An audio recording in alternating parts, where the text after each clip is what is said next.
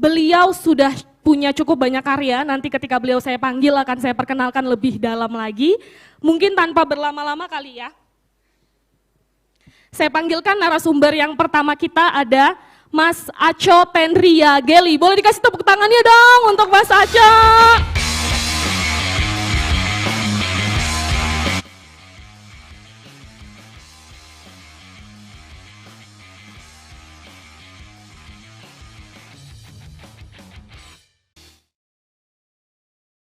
Gugup ini semakin dekat dengan Mas Aco. Oke, baik teman-teman, sebelum nanti kita ngobrol lebih jauh dengan Mas Aco izinkan saya memperkenalkan Mas Aco, membacakan sedikit CV, mohon maaf belum tidak bisa saya bacakan semuanya. Teman-teman kenal Mas Aco sebelumnya sebagai sutradara apa? Ada yang sudah tahu? Ada yang tahu nggak sutradara video klip nih?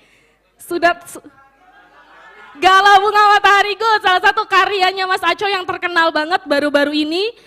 Mas Aco ini lulusan dari Institut Kesenian Jakarta, betul ya Mas Aco ya? Ada banyak karya yang sudah dilahirkan oleh Mas Aco. Di antaranya kalau karya filmnya ada berjudul Happy Girls Don't Cry, Quarantine Tales tahun 2020. Kemudian ada film pendek Rhapsody Fragments of Happiness di tahun 2023 dan juga ada film pendek karyanya Sal Priadi juga berjudul Serta Mulia. Selain itu Mas Aco juga aktif untuk melahirkan karya-karya video klip, musik video milik Ran, Rahasia 1 dan Rahasia 2, kemudian Hindia dengan judul Kita Kesana, kemudian lagu-lagunya Gen Z, Bernadia, yang live performance, sialnya hidup harus terus berjalan, itu juga karyanya Mas Aco. Luar biasa banget Mas Aco, sekali lagi kasih tepuk tangan dong untuk pembicara kita hari ini.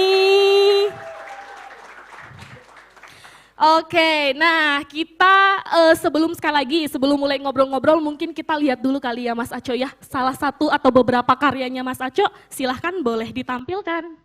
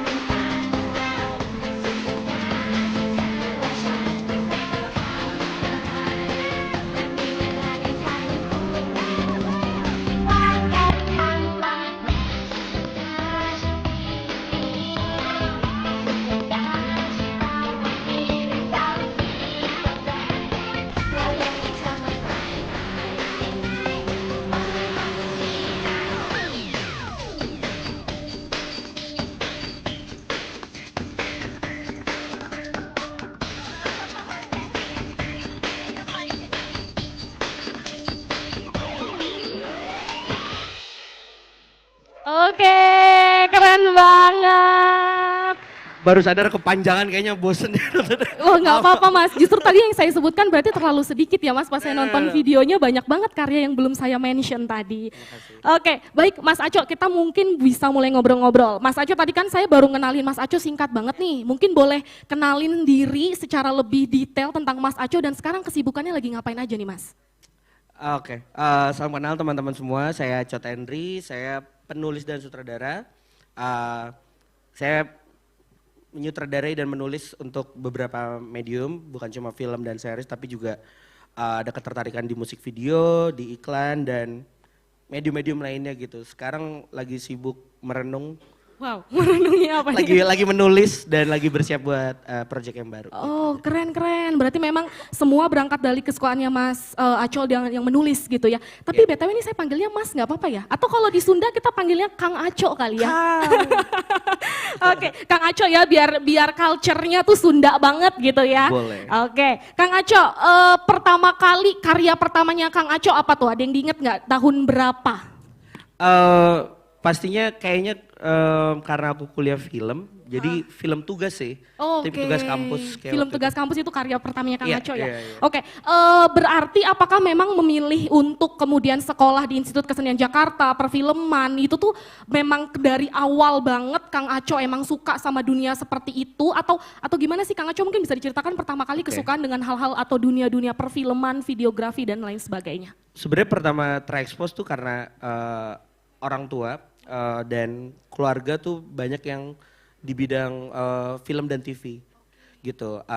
Tapi mereka mostly di TV sih gitu. Jadi udah terekspos dari kecil suasana syuting sinetron, stripping gitu. Tapi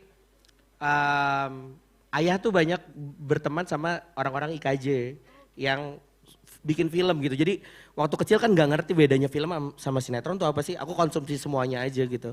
Sampai akhirnya dari kecil tuh udah tahu mau jadi apa, jadi sutradara lah gitu. Jadi ya udah waktu itu sempat ikut magang di produksi ayah di sinetron, makanya tercipta drama Ratu Drama tentang pembuatan di balik sinetron tuh karena waktu itu ada experience di situ.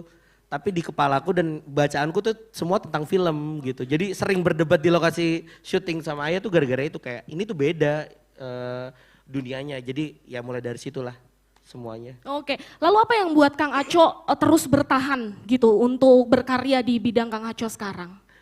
Hidup, biar ada duit. Sangat realistis ya Kang Aco. Iya, dan memenuhi naluri bercerita tentunya. Kayak tadi aku bilang aku ngerjain ada film, musik video, ada iklan, series. Sebenarnya ya aku ngerasa nggak semua cerita yang ada di kepalaku tuh cocok untuk film. Ada yang kayak cocoknya lebih cocok untuk jadi musik video deh. Ada yang lebih cocok untuk jadi series gitu. Jadi kayak gitu sih merespon mainannya sekarang kan banyak. Oke, baik. Oke, tadi kan Kang Aco bilang nih kalau misalnya apa sih namanya bahwa kemudian Kang Aco tuh eksplorasinya lebih luas ya. Ada yang misalnya buah pikirnya Kang Aco tuh lebih cocok menjadi film, ada yang lebih cocok menjadi musik video dan lain sebagainya. Boleh diceritain nggak Kang Aco? Kira-kira apa sih yang kemudian menjadi keunikan dari karyanya Kang Aco yang kalau orang nonton atau denger atau lihat kita tahu nih Kang Aco banget nih pasti yang buat gitu. Keunikan ya. Sebenarnya nggak tahu sih keunikan apa enggak, sebenarnya lahir dari kepepet dan energi kemiskinan berkarya. Ya biasanya kita bikin tugas kampus tuh selalu punya batasan kan, entah itu budget atau waktu gitu. Jadi selalu berusaha meminimalisir mulai dari lokasi, talent gitu, dan ya udah pada akhirnya itu berkembang ke tadinya dari film ke musik video ke iklan, akhirnya tuh jadi punya pola itu. Oke. Ya lokasinya sederhana, talentnya paling cuma 2, ceritanya selalu tentang relasi manusia, dan apapun yang aku kerjakan bentuknya, mau itu musik video, iklan, apapun itu pasti bercerita. Oke. Jadi mungkin kalau dibilang benang merah dari semuanya sih itu ya, selalu tentang relasi antara orang tua dan dengan anak, relasi manusia pada umumnya dan manusia, iya dan selalu naratif. Oke, ada ceritanya ya, even Iya, itu musik video gitu ya. Iya, iya. Gala Bunga Matahari salah satu contohnya. Itu yang kalau saya tonton berkali-kali saya masih nangis loh Kang Aco nonton video klipnya. Oh. Jadi sangat relate lah dengan video klip itu. Oke, Kang Aco, kita kan tahu ya, mungkin apalagi Kang Aco kan memulai terjun ke dunia videografi itu dari dulu kuliah gitu ya. Kuliah berapa tahun yang lalu Kang Aco kalau boleh tahu? Aduh, di sini ada teman-teman aku dari IKJ juga lagi, jadi ketahuan ya aku nih. Aku kuliah dari 2013. 2013, Iya, oke 2013. Terus kemudian sampai mulai hari ini. enggak dong. Oh masih enggak dong. Oke. Pasti kan ada perkembangan teknologi digital yang digunakan nih Kang Aco sebagai praktisi yang memang bergerak di dunia perfilman, kemudian videografi. Tanggapan Kang Aco nih kira-kira gimana nih? Soalnya anak-anak sekarang tuh suka banget tuh mengeluhkan begini nih, pengen berkarya tapi nggak punya kamera, pengen berkarya tapi device-nya nggak memumpuni, misalnya gitu. Itu kira-kira tanggapan Kang Aco terkait dengan perkembangan teknologi dan kaitannya dengan dunia perfilman, dengan dunia videografi itu kira-kira bisa dimanfaatin nggak sih Kang Aco? Ya tentunya kalau tadi ngomongin teknologinya, sebenarnya sekarang sih bahkan kamera-kamera high end pun udah terjangkau ya gitu. Kita mau nyewa sekarang semua sangat reachable, mulai dari harga, tokonya juga di mana-mana gitu. Jadi secara teknis sih semua udah tinggal waktunya aja, tinggal duitnya aja cocok apa enggak gitu mau kayak gimana. Cuma yang jadi mengerikan tuh sebenarnya disiplinnya sih. Oke. Kadang karena semuanya sekarang serba instan, misalkan kayak contohnya syuting sekarang udah pakai memory card gitu. Betul. Salah dikit ya tinggal hapus syuting lagi. Kalau dulu kan kita pakai celluloid. Oh, iya. Ketika salah ya artinya membakar uang. Jadi semua serba terukur. Jadi ya apalagi abis pandemi ini kan ada tuh produksi yang Zoom semua meeting lewat Zoom. Betul. Nyari lokasi cuma lewat Google. Betul. Jadi ada kesan menggampangkan prosesnya gitu. Jadi malah tantangannya adalah jangan sampai terbuai sama teknologinya sih. Oke, justru Jadi itu. ya jadi ketika teknologinya iya memudahkan tapi jangan sampai kehilangan disiplinnya gitu. Oke, baik. Oke, Mas Aco boleh diceritain nggak sama kita semua? Kira-kira biasanya tuh apa sih yang Mas Aco lakukan untuk bisa mendapatkan ide untuk melahirkan karya-karya dan kemudian Mas Aco ramu itu menjadi video musik, menjadi film, iklan dan lain sebagainya? Nge-tweet, marah-marah di Twitter. Apa ya? Ya biasanya buka catatan. Aku sering banget nulis apapun hal menarik yang aku lihat di notes. Biasanya aku ngeliat di situ, aku ngekolomin biasanya tuh entah profesi atau kelakuan orang-orang atau ya apapun itu. Tapi selain itu juga ngobrol ya pasti ya, ngobrol sama teman, sama komunitas. Udah sih sisanya aku ibadah aja paling. Oke, itu ibadah bagian dari usaha loh teman-teman ya. Oke, tapi tadi saya highlight jawabannya Kang Aco yang pertama tadi bahwa berarti Kang Aco emang peka dengan hal-hal sekitar ya. Jadi ketika melihat sesuatu ditulis, ketika mendengar sesuatu ditulis. Nah itu mungkin teman-teman bisa jadi catatan gitu ya. Kadang soalnya kita otak manusia kan nggak bisa menampung terlalu banyak informasi berlebihan ya. Aku tuh punya kesulitan untuk menulis sesuatu yang besar. Makanya kalau dilihat cerita-ceritaku selalu cerita-cerita yang di sekitar kita. Mungkin kalau tadi nyambung ke pertanyaan kamu yang jadi salah satu keunikan mungkin irisannya. Aku selalu tentang slice of life sih. Selalu tentang cerita yang kita lihat sehari-hari. Kalaupun tidak ceritanya tentang sehari-hari, tapi pasti perasaannya ke situ gitu. Nah ini nyambung nih dengan tema IPSMF hari ini Kang Aco, yaitu Capturing Beauty of Cultural Streets from Multiple Perspective. Dimana tema ini tuh berusaha untuk melihat kalau budaya tuh nggak harus sesuatu yang besar gitu.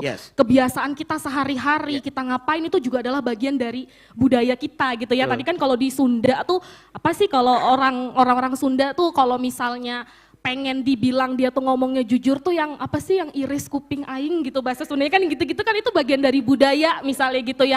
Nah ini juga jadi menarik gitu ya bagaimana kita bisa melihat hal-hal sederhana berarti ya Kang Aco ya tentang kemudian itu bisa diangkat jadi suatu karya yang besar, keren banget. Oke, tadi terkait dengan tema IPSMF hari ini Kang Aco yaitu tadi Capturing Beauty of Cultural Streets from Multiple Perspectives sebagai seorang praktisi, seorang ahli lah ya kita sudah bisa bilang Kang Aco sebagai seorang ahli. Melihat tema besar IPSMF di tahun 2024 ini gimana? Iya menarik banget sih karena balik lagi kita yang udah kamu mention. aku percaya hal-hal besar nggak perlu dari sesuatu yang literal besar gitu. Aku banyak tadi mencari ide dengan cuma jalan-jalan sekitar rumah aja gitu. Kayak salah satu idenya waktu itu Quarantine Tales, Happy Girls Don't Cry yang aku bikin. Film yang waktu pandemi, disuruh bikin film ketika pandemi itu kayak apa idenya coba gitu. Kita cuma di dalam rumah gitu. Waktu itu akhirnya ya udah memutuskan untuk cuma keliling komplek doang dan apa yang aku lihat mulai aku tulis sebagai fragmen gitu. Ikan cupang, bapak-bapak ya terlihat frustasi di berbagai sudut, itu jadi bahan perenungan gitu. Jadi aku percaya hal-hal kecil, apapun itu, kalau kita mau duduk, merenungkan, mengkristalkan itu akan jadi sesuatu sih, gitu. Oke, good. Catatan bagus nih ya teman-teman ya buat kita sebagai terutama teman-teman yang baru mau memulai buat karya, nggak usah terlalu fokus sama hal besar dulu ya, Kang Betul. Aco ya. Mungkin kalau tadi sempat ngomongin teknologi, ngomongin teknis, itu tuh kayak layer kesekian sih kalau buatku.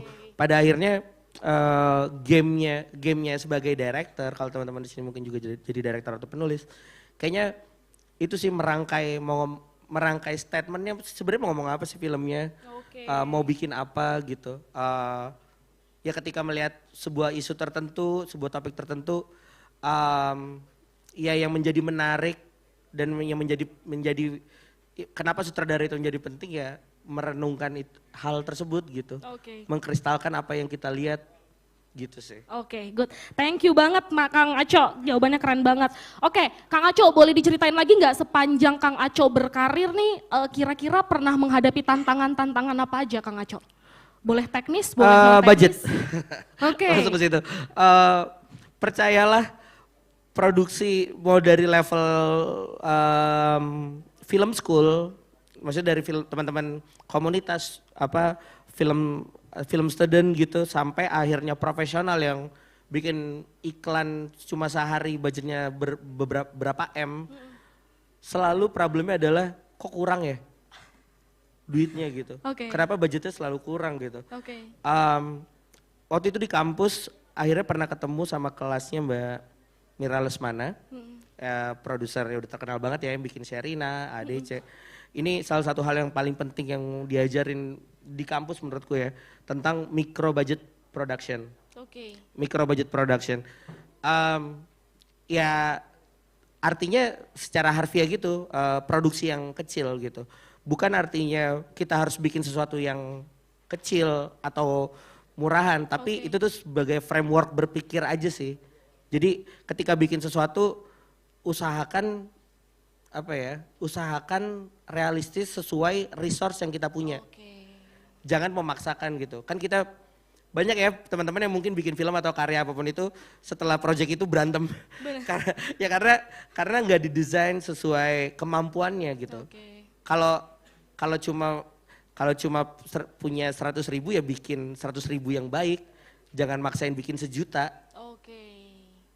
Akhirnya nanti pinjol atau ngutang dari mana ya akhirnya berantem gitu. Itu sih, jadi kesadaran kalau kita akan selalu punya keterbatasan ketika berkarya itu tuh baik. Jadi bikin apapun tuh bisa 5 juta tuh bisa jadi gede kalau konsepnya sederhana. 1 M bisa jadi kecil banget ketika konsepnya terlalu besar gitu. Jadi selalu punya kesadaran ya kita pasti punya keterbatasan, apa ya keterbatasannya diobrolin gitu sih. Berarti teman-teman nggak perlu minder ya artinya masalah budget ini juga dialami bahkan semua percaya deh. Karya-karya besar ya Kang Aco ya. Itu keluhan dari emerging director sampai ya sekelas Abang Joko, teman-teman director yang besar-besar juga pasti mengalami itu gitu. Baik. Selain itu mungkin Kang Aco selain masalah budget kira-kira problem paling besar atau yang pernah dihadapi ketika membuat karya? Sebenarnya turunannya akhirnya dari situ semua sih. Kesadaran micro budget production kan sebenarnya nggak literal ngomong budget doang, tapi bagaimana mengkomunikasikan ide ke teman-teman gitu. Kayak aku ngerjain musik video misalkan gitu contohnya. Nggak semua musisi juga punya budget yang besar gitu. Ada project-project yang yuk bantuin gua dong, budgetnya cuma segini nih, yuk kita beneran jadiin ini passion project, lo suka idenya, gue suka idenya, kita mau bantuin musisinya, yuk kita angkat dia bareng-bareng. Tapi ada juga pasti project yang memang juga dibayar secara proper gitu. Pada akhirnya semuanya tuh tentang mengkomunikasikan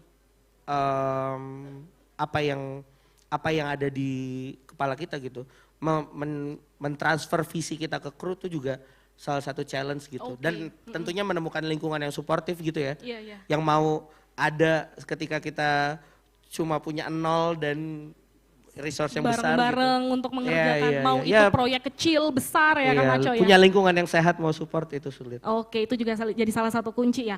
Oke, Kang Aco, saya masuk ke tema IPSMF lagi ya. Salah satu dua subtema dari IPSMF tahun ini itu adalah street art and street life. Kira-kira nih terkait dengan dua tema tadi, street art dan street life, sebagai seorang ahli di bidang videografi dan perfilman, elemen-elemen visual apa sih Kang Aco yang mesti diperhatikan kalau misalnya nih Kang Aco akan buat film atau buat karya temanya street art atau street life gitu?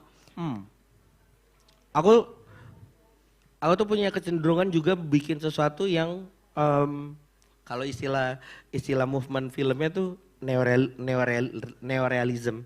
Jadi selalu ada yang terkonsep memang, tapi sebagian lagi tuh aku memang mengcapture realitanya gitu. Atau memang misalkan bikin film tentang misalkan anak jalanan gitu. Aku seneng tuh nyisipin ada aktor beneran tapi ada yang beneran anak jalanannya gitu. Jadi kayak mungkin ya betul-betul berani memanfaatkan apa yang kita lihat. Dan ya sekarang kan masalah konsen tuh juga hal yang penting gitu. Ya ketika bikin sesuatu yang street art, apalagi yang beneran literal di street gitu, ya jangan lupa, ya banyak akhir-akhir ini kayak problem karena nggak izin segala macam. Hal-hal yang sangat administratif sih, kayak talent release kayak gitu-gitu tuh juga jadi hal yang penting banget sih sekarang. Untuk diperhatikan. Ya apalagi ketika bekerja sama-sama brand ya gitu sih. Oke, baik. Kang Aco, kejujuran dalam berkarya tuh menurut Kang Aco penting nggak? Pasti penting banget sih, cuma kan yang bisa ngukur tuh kayak kita doang deh. Maksudnya si makernya sendiri. Untuk bisa tahu dia jujur nggak ya, kayak agak susah deh.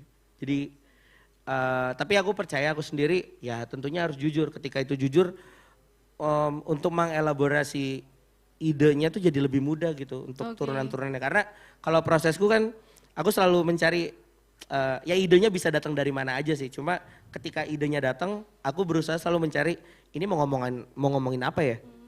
Ketika itu udah jadi, ketika itu jujur, itu tuh gampang jadi turuninnya gitu. Ya ketika misalkan mau ngomongin tentang pride nih filmnya nih. Jadi ketika itu jujur jadi lebih mudah untuk kayak turunan ke movement kameranya bisa jadi kayak gini ya. Ketika mau milih warnanya jadi kayak gini ya, jadi nggak mengada-ngada gitu. Oke, baik. Terus Kang Aco boleh diceritain selama berkarya berarti udah belasan tahun ya? Enggak. Aku kan dari 2013 kan, berarti 11 tahun, kan 10. selesainya ya 2017, 2018. Oke, 2018. Oke, 7 tahunan lah ya kurang lebih ya. Kang Aco, ada pengalaman paling berkesan nggak selama menjalani profesi ini? Ketika garap karya yang mana gitu misalnya? Semuanya itu selalu berkesan sih gitu. Karena balik lagi ketika bikin sesuatu yang personal pasti selalu menemukan perasaan-perasaan baru ya. Aku selalu bingung kalau ditanyain yang berkesan. Karena beneran every project is a new challenge gitu. Jadi selalu seru gitu. Ini aku belum terjadi sih, cuma aku percaya yang next juga pasti lebih seru dari yang sebelumnya gitu. Jadi ya rada bingung. Tapi mungkin kalau ditanyain yang seru, yang paling Kang Aco. ini lebih ke ini ya, syutingnya seru banget ya, mungkin drama Ratu Drama kali ya. Kenapa tuh? Pertama kali aku terlibat di dalam mendirect sebuah project yang syutingnya sampai 50 hari. Series 8 episode. Bertemu dengan orang-orang yang itu lagi.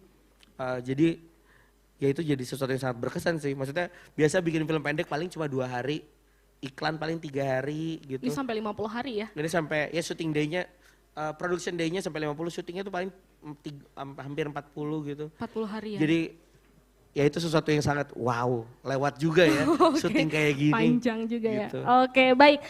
Saya mau kasih kesempatan untuk teman-teman penonton dulu. Mungkin Kang Aco ada yang penasaran nih, pengen nanya-nanya dengan Kang Aco langsung. Silakan boleh angkat tangan. Saya kasih kesempatan untuk 3 orang penanya, boleh yang di depan dulu dibantu Halo. panitia mikrofonnya.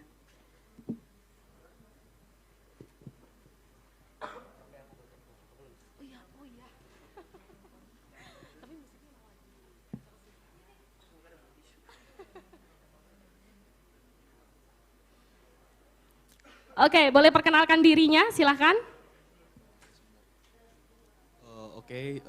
Selamat siang semuanya.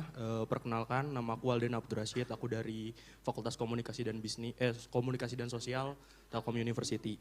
Nah, pertanyaan aku buat Bang Aco nih.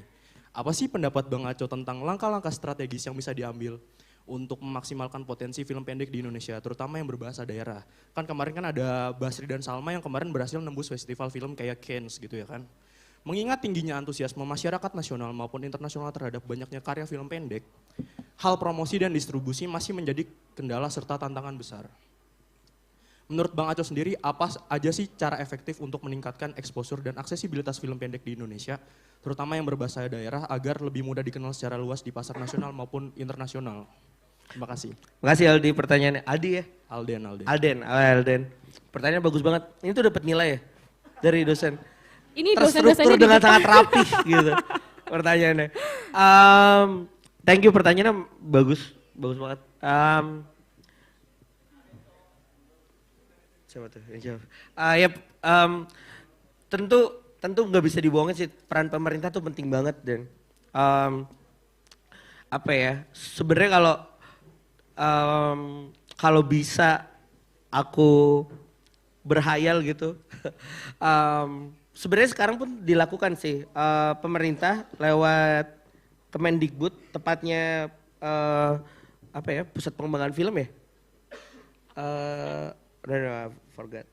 Lembaganya apa sih? Iya BPI ya. Halo Lin, tolong bantu. Ya, lewat BPI itu banyak banget sih support mulai dari pendanaan film sampai distribusi gitu. Pertama mungkin dari pemerintahnya juga kalau bisa akses pendanaannya lebih banyak tuh tentu akan lebih baik gitu. Sekarang di beberapa daerah udah mulai ada tuh dana-dana istimewanya. Kayak sebenarnya aku tahu Jakarta, Bandung juga ada setauku deh. Ada commissionnya kan untuk kayak funding film. Jogja jelas cukup besar. Makassar tuh ada tapi sebenarnya untuk wilayah timur. Jadi sebenarnya pertama kalau bisa dari sudut pemerintah diperbanyak funding itu akan sangat membantu. Tapi kadang juga problemnya itu di kita sebagai filmmaker yang kadang nggak mau cari info. Padahal sebenarnya itu nyebar di mana-mana fundingnya gitu. Mulai dari pendanaan film atau itu scholarship, itu tuh kadang saking kosongnya tuh ya siapapun yang apply diterima jadinya gitu. Karena kadang kita yang nggak mencari, kayak pendanaan tuh di Dikbud, di Badan Perfilman Indonesia tuh tiap tahun bahkan mungkin tiap 2 bulan atau 3 bulan tuh selalu ada funding. Ya tentu dengan tema yang berbeda-beda. Ada Indonesiana TV mungkin yang teman-teman sering dengar, layar Indonesiana. Atau kadang ada tema-tema khusus kayak filmmaker perempuan. Atau dengan tema-tema misalkan tentang human rights. Itu tuh selalu ada pendanaan-pendanaan seperti itu. Dan kadang kita yang memang nggak terpapar. Entah salahnya mungkin kita nggak mau cari info atau mereka juga belum terlalu luas. Tapi intinya kita juga perlu bergerak untuk cari infonya sih. Setelah itu jangan merasa inferior dengan kolaborasi dengan produser yang lebih jauh di atas kita gitu. Untuk kasih lihat karya kita, itu juga sesuatu yang sangat penting gitu. Kayak Kozi dengan Basti dan Salma gitu. Dia ketemu produser yang tepat yang akhirnya bisa ngebawa film itu untuk dieksibisi jadi lebih luas gitu. Jadi pastikan ketemu partner yang tepat. Mungkin sebelum itu tahu betul kamu mau kemana gitu. Karena kan membuat film tentu end goalnya nggak cuma festival dong. semua tujuannya sama-sama mulia, sama-sama besar. Mau itu ketemu penonton secara mainstream aja juga it's a good thing. Tapi ke festival juga bagus gitu. Jadi pick a fight dan cari tahu jalannya gitu sih.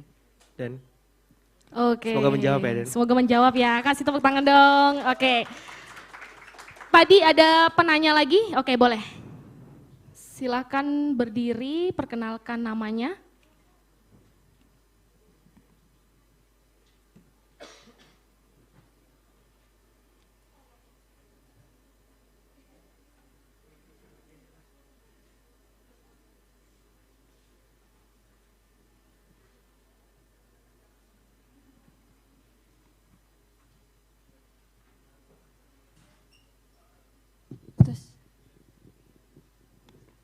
Ya, baik, selamat siang Mas Aco.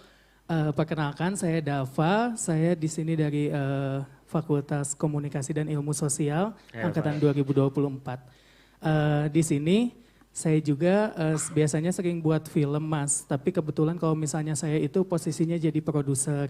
Nah, mungkin saya pengen tahu nih kalau untuk budget film yang besar gitu seperti yang pernah Mas Aco mungkin buat hingga budgetnya sampai miliaran-miliaran gitu, itu bagaimana cara mengoptimalkan sama skripnya dan juga mungkin gimana cara Mas Aco untuk membuat si skrip itu simple tapi itu tuh tetap ngena sama audiens gitu, karena yang aku lihat kayak cerita dari yang MV Gala Bunga Matahari itu menurut aku itu salah satu yang simple tapi benar-benar ngena banget sih Mas. Terima kasih. Terima kasih Dava pertanyaannya. Kalau untuk tema yang mengena, cerita yang mengena, pasti balik lagi sih ke statementnya kamu mau ngomong apa. Tentu balik lagi tadi betul-betul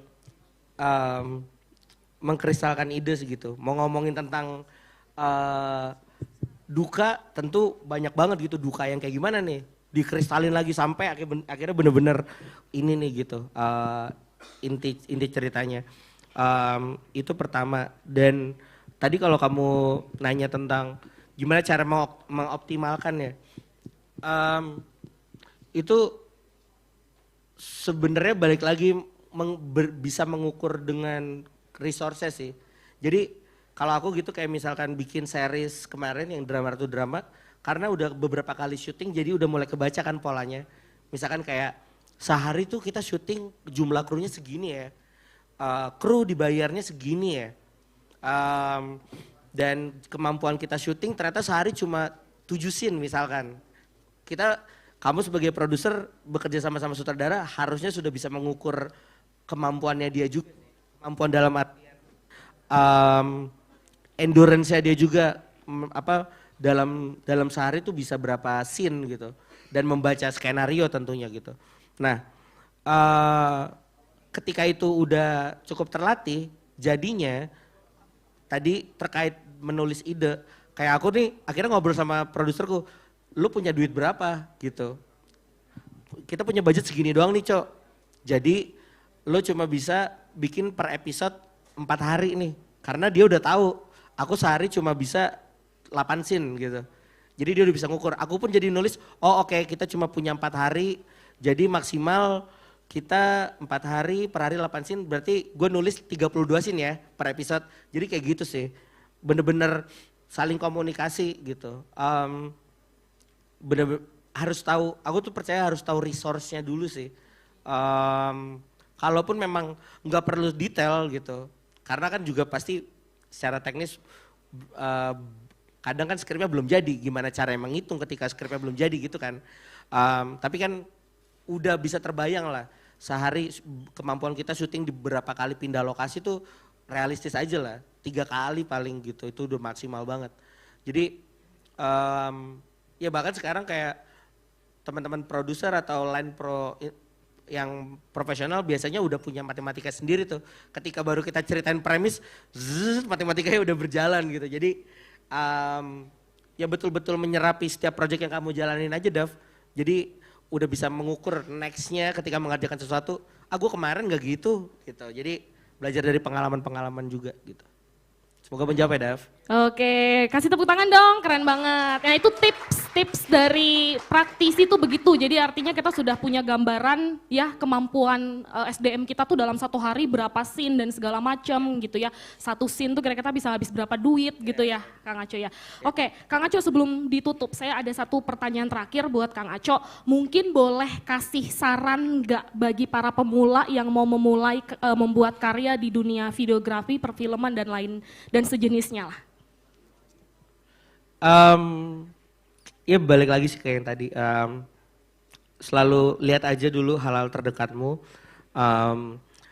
renungin aja gitu. Kadang terlihat sederhana tapi ketika kita tinggal tidur, bangun, lihat lagi, mencoba diendapkan dulu itu proses yang penting gitu. Percaya aja sesuatu yang bagus tuh takes time gitu. Semua selalu ada prosesnya.